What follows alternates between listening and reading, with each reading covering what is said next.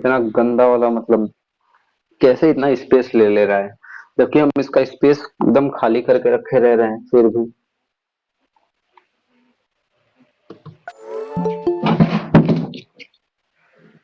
अनिकेत शर्मा भी कुछ आएंगे। चलो, traditional medicine. For thousands of years, plants like neem, haldi, tulsi have been used in India for their medical value. Neem is used for the skin, tooth, and other diseases. Haldi has medicinal value for quick healing of injuries and pains. Tulsi is used for cough and for building the body's resistance against the diseases. ये अपने country में तुम्हें जाहिर सी बात, तुम अगर पहले क्या होता है, अभी भी बुखार वगैरह होता है तो मम्मी काढ़ा बना के देती है तुलसी अदरक वगैरह डाल के, बोलते हैं तो पी लो बेटा, तबीयत ठीक हो जाएगा, बुखार ठीक हो जाएगा, फिर कफ वगैरह होगा तो ठीक हो जाएगा। ठीक। तो ऐसे ही हमको पता ही डॉक्टर थोड़ी बताता है, ये हम लोग को पहले से ही चलते हुए आ रहा है कि हाँ भाई अगर तबीयत वगैरह खराब होता है तो हम लोग क्या करते हैं, काढ़ा वगैरह पी लेते हैं। ठीक। ऐसा होता है कि नहीं होता है। नॉर्मल खांसी जुकाम होता है तो मम्मी क्या बोलती है, मधु देती हैं और तुलसी जी का पत्ता लेती हैं, उसका रस निकाल के उसको मिला के बोलती लो चाटो, कफ ठीक होता है। तो ये डॉक्टर थोड़ी बताता है हम लोग को, ये हम लोग ट्रेडिशनल है ना ये। तो इट्स आवर ट्रेडिशन, ये अपना ट्रेडिशन है, ट्रेडिशनल है। दैट्स वाई इसको ट्रेडिशनल मेडिसिन ही बोला जाता है। मतलब ये तुम्हारा पाषाण होता है from one generation to another. ये तुम्हारे पास नोइंग है कि अगर कफ वगैरह होगा या फिर हल्का फुल्का सर दर्द करेगा तो हम लोग को काढ़ा पीना ही है। ठीक। कफ होगा तो मधु में तुलसी जी का पत्ता का रस निकाल के चाटना ही है उसको। ये चीज तुमको पता है, ये डॉक्टर नहीं बताता है। ठीक। तो ये क्या है, फॉर तो थाउजेंड्स ईयर्स, ये मतलब हजारों साल से ऐसे ही चलते हुए आ रहा है। Plants like neem, haldi, tulsi has been used for their medical values in our country. जो हजारों साल से क्या हो रहा है, नीम का प्रयोग होता है टूथपेस्ट बनाने में, एंटीबायोटिक के जैसे यूज करने में। ठीक। हल्दी का भी प्रयोग होता है हड्डी को मजबूत करने के लिए, किसी भी चोट लग जाता है तभी भी हल्दी छापा जाता है।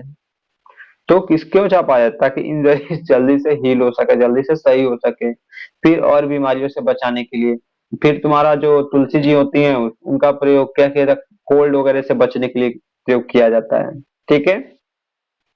Ayurveda is the Indian system of cure and in which the prevent of the disease is considered more important than their treatment. Ayurveda क्या है, एक इंडियन सिस्टम है, जैसे इंडियन मेडिकल साइंस है, जो इंडियन मेडिकल साइंस है उसको हम लोग आयुर्वेद बोलते हैं। ठीक है। जो ओरिजिनेट इंडिया में ही हुआ है उसको हम लोग आयुर्वेद बोलते हैं। ठीक है। जो और क्या होता है, more important than their treatment. ठीक है। Diseases is considered more important than जैसे आयुर्वेदा में क्या होता है, प्रिवेंशन, मतलब बचाव। आयुर्वेदा में क्या होता है, जो बचाव होता है वो क्या है, डिजीजेस के जो ट्रीटमेंट से भी बढ़िया उसको माना जाता है। जैसे क्या होता है, तुम लोग को कॉपी चेक करना होता है, तुम लोग क्या सोचते हैं, हम किसी तरह बच जाएं, सोचते भी नहीं सोचते। अगर मान लो कॉपी नहीं कंप्लीट है या फिर कुछ भी हुआ है तो चाहते हो ना कि मतलब हम लोग किसी तरह प्रिवेंट कर लें, अपने आप को बचा लें। तो आयुर्वेदा में क्या होता है, यही चीज माना जाता है कि जो डिजीज से बचना ही क्या है, एक सबसे बड़ा ट्रीटमेंट है। सबसे बड़ा वाला ट्रीटमेंट क्या है, डिजीज बीमारियों से क्या करना, अपने आप को बचाना। Chakra Chakra was an physician who lived Charaka है, सॉरी, चरका। चरका एक फिजिशियन थे, जैसे डॉक्टर होते हैं ना तो फिजिशियन उनको बोला जाता है। ठीक है। जो 2300 साल पहले, मतलब 2003 ईयर्स अगो जिंदा थे, रहते थे। इस कंप्लीशन चक्रा Samhita, sorry, Samhita explain his knowledge about the human body. Charaka is Indian known as the father of medicine. जो चरका है उनको क्या बोला जाता है, फादर ऑफ मेडिसिन बोला जाता है। ठीक है।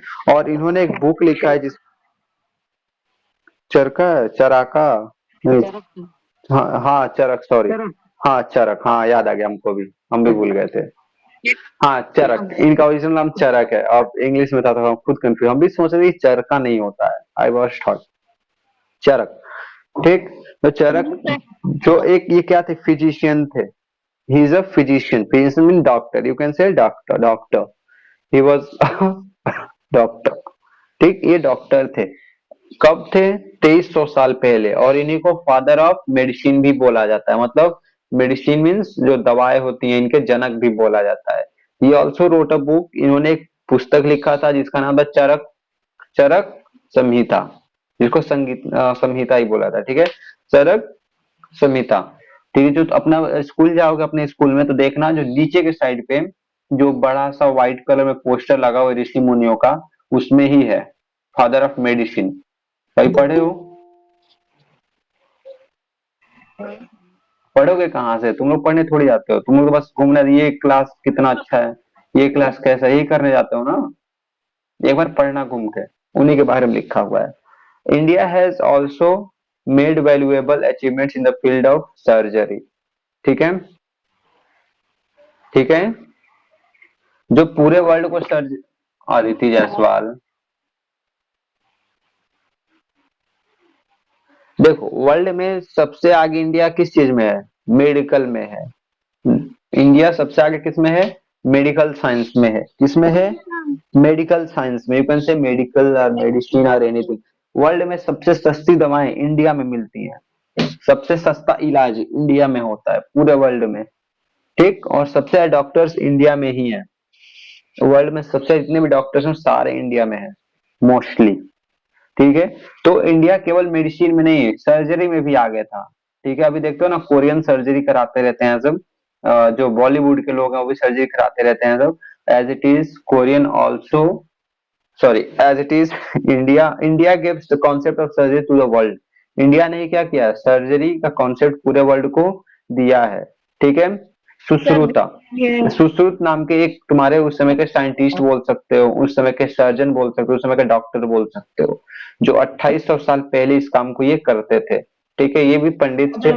पंडित मीन्स विद्वान, नॉट कास्ट। यहाँ पे कास्ट की बात नहीं, पंडित मीन्स विद्वान, साधु मीन्स विद्वान।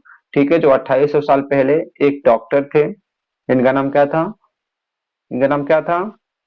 सुश्रुत। ठीक है, इन्होंने इन्होंने he has sorry, he had described 300 cervical surgical procedures and 115 surgical instrument in his book sorry Sushruta Samhita. ठीक है, उन्होंने जो तुम्हारे सुश्रुत हैं, जो महर्षि सुश्रुत हैं, वो क्या किए हैं?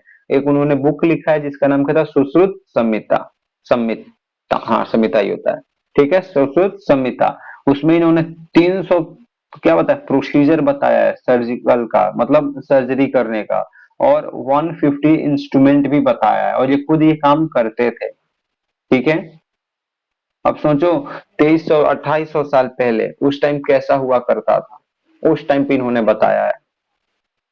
India has also given the knowledge of yoga to the world. World में योगा का नॉलेज किसने दिया है? सिर्फ इंडिया में सबसे पहले होता था, फिर इंडिया से चाइना गया, जापान गया, वैसे होते हुए पूरे कंट्री में, पूरे वर्ल्ड में ये फैल गया। हाँ, ठीक है, है बस समझ। तो India who is who known as the father of yoga? Maharshi Patanjali. कौन? महर्षि, यू कैन से आचार्य पतंजलि और महर्षि पतंजलि। हाँ, मेरे फिजिकल एजुकेशन के बुक में महर्षि पतंजलि लिखा हुआ है। क्लास 12 का जो, अच्छा लिखा ही होगा।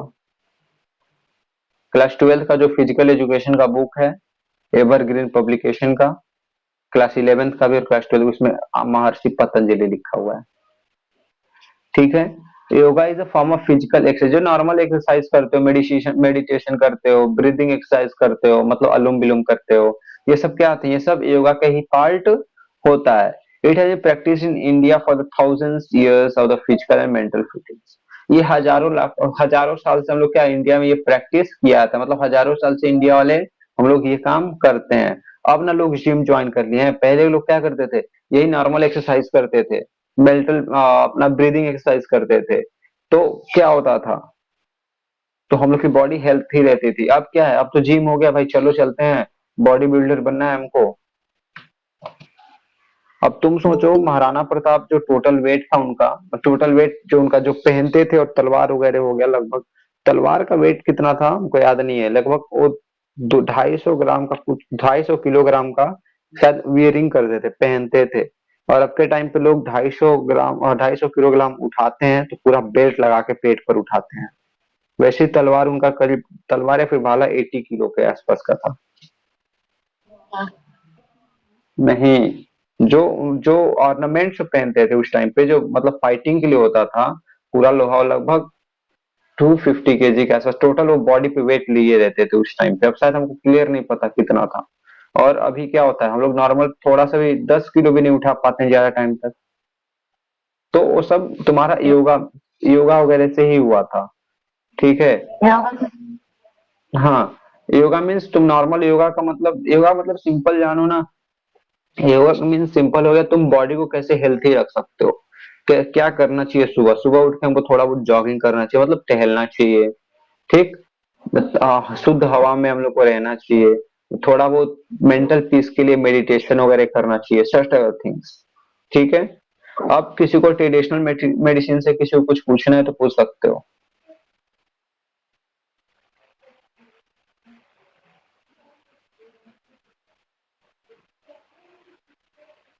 नहीं पूछना, चलो आगे। स्किल्स ऑफ आवर पीपल, और our people were very skilled in their work.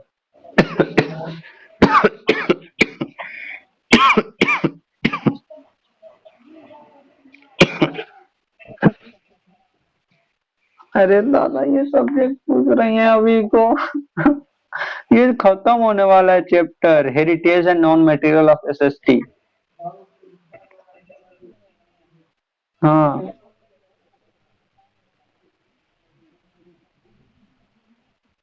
और ये तो गधी डेली ज्वाइन करती है।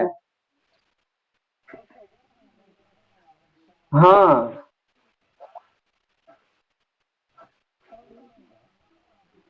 अरे मैम मर जाएगी बेचारी। उसको खिलाया पिलाया कीजिए, उसको खिलाया पिलाया कीजिए पहले, उसके बाद उसको मारेंगे। हाँ वो पता है, बॉडी स्ट्रक्चर ऐसे होता है। हम समझ सकते हैं क्योंकि हम भी उसी डिपार्टमेंट के हैं। हाँ। Heritage, chapter number 8, heritage non material. Skills of our people, our people were very skilled in. आज भी देख लो, जो वर्ल्ड की बड़ी बड़ी कंपनीज हैं उसमें जो हेड होते हैं, मान लो डायरेक्टर, जैसे स्कूल है तो स्कूल में director, director principal. As it is companies में क्या होता है, डायरेक्टर हो गया मतलब जो ओनर हो गया, और एक क्या होता है जो सब कुछ हैंडल करता है लाइक प्रिंसिपल, उसको हम लोग बोलते हैं सीईओ। ठीक। तो अभी भी जितनी बड़ी बड़ी कंपनीज है उसमें जो सब कुछ हैंडल करता है सीईओ, वो कौन है, मोस्टली इंडियंस ही है। ठीक। तो हमारे लोग के अंदर स्किल्स की कमी नहीं है। ठीक है। हम लोग के अंदर क्या है, स्किल की कमी नहीं है। हाँ, we are too much skilled. हम लोग बहुत ही स्किल्ड पर्सन है, बट हम लोग को वैसी चीजें नहीं मिल पाएंगी, अगर मिल जाएंगी तो हम लोग अच्छी चीज है, नहीं मिलेंगी तो कोई बात नहीं। ठीक है। तो उस टाइम पे भी लोग बहुत ही स्किलफुल हुआ करते थे, मतलब बहुत सारी चीजों में महारत हासिल था लोगों को। जैसे जैसे motions, they are very good motions. Motions क्या होते हैं, मोशंस क्या होते हैं, स्कल्पचर्स एंड पेंटर्स। मोशंस तुमको पता करना है, ठीक है। मोशंस पता करके बताइएगा। स्कल्पचर्स क्या होते हैं, ये भी नहीं पता गधों को। पेंटर्स,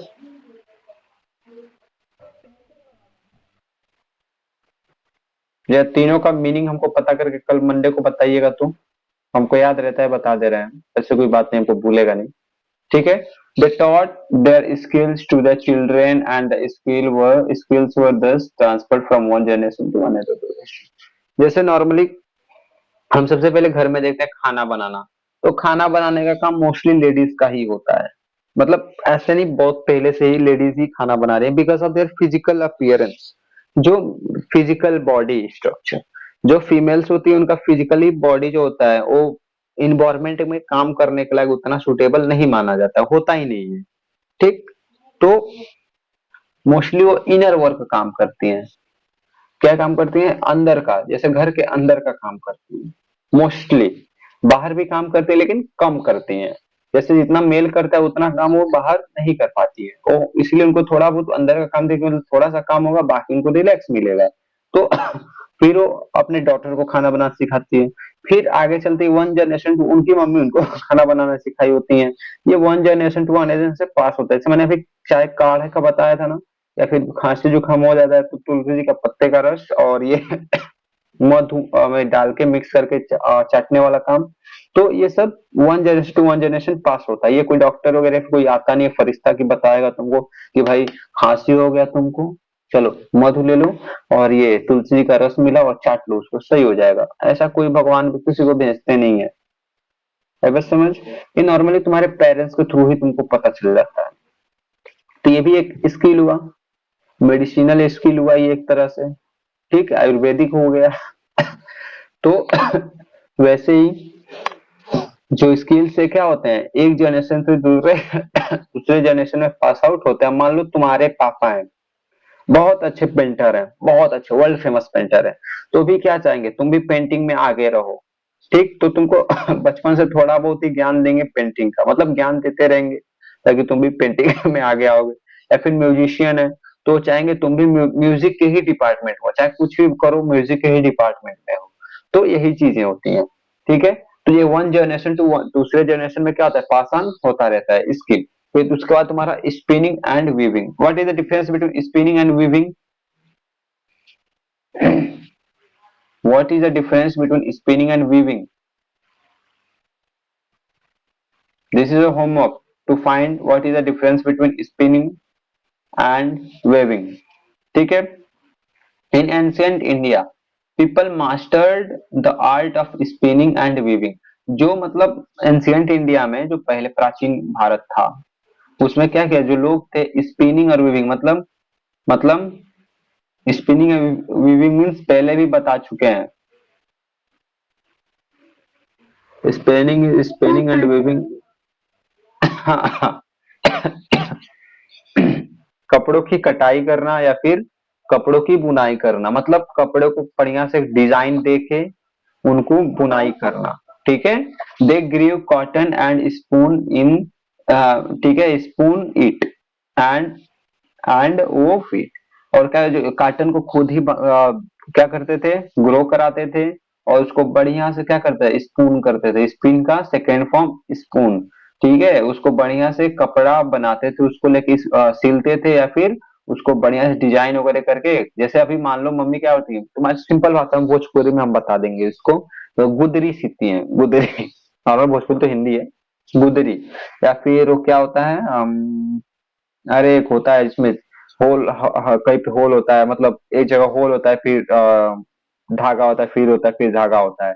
इस टाइप का एक कपड़ा होता है, उस पे क्या करते हैं मम्मी लोग, डिजाइन बनाती हैं, सिल सिल के किसी फूल पर भी बनाती हैं।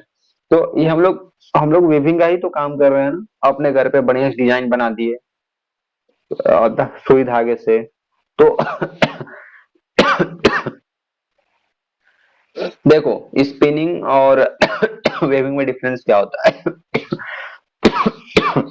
स्पेनिंग में सिंपल, तुमको एक चक्का टाइप में रहेगा, तुमको उसको नचा नचा के तुमको बुनना होता है, कपड़े को ज्वाइन करना होता है, उससे कपड़ा बनाना होता है। और वीविंग मीन्स तुम्हारा फ्लैट टाइप में होता है और उससे तुम क्या करते हो, उसको हिला उला के उसको कपड़े को बराबर करके उससे कपड़ा बनाते हो। मतलब दोनों का मतलब सेम ही होता है, बट डिफरेंट इतने का होता है कि एक में गोल होता है और एक में फ्लैट या फिर किसी भी शेप का हो सकता है।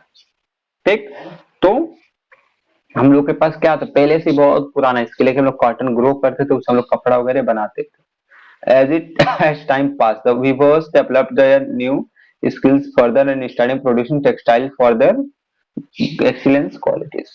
और जैसे जैसे टाइम आगे बढ़ा तो जो वीवर्स थे, जो मतलब कपड़े बनाने वाले लोग थे, वो क्या किए, अलग अलग टाइप्स के टेक्सटाइल्स, मतलब अलग तरह के धागे वगैरह मतलब प्रोड्यूस किए, कैसे भी सिंथेसिस किए या फिर खरीद लिए या फिर कैसे भी करके, और उससे बढ़िया बढ़िया क्वालिटीज के कपड़े बनाना शुरू किए। These fabrics were also sent to other place of the world.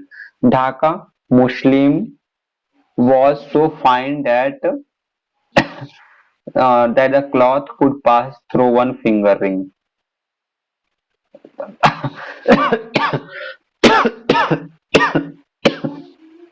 Hmm wait करो थोड़ा सा, ठीक है, हम पानी पी के आ रहा है।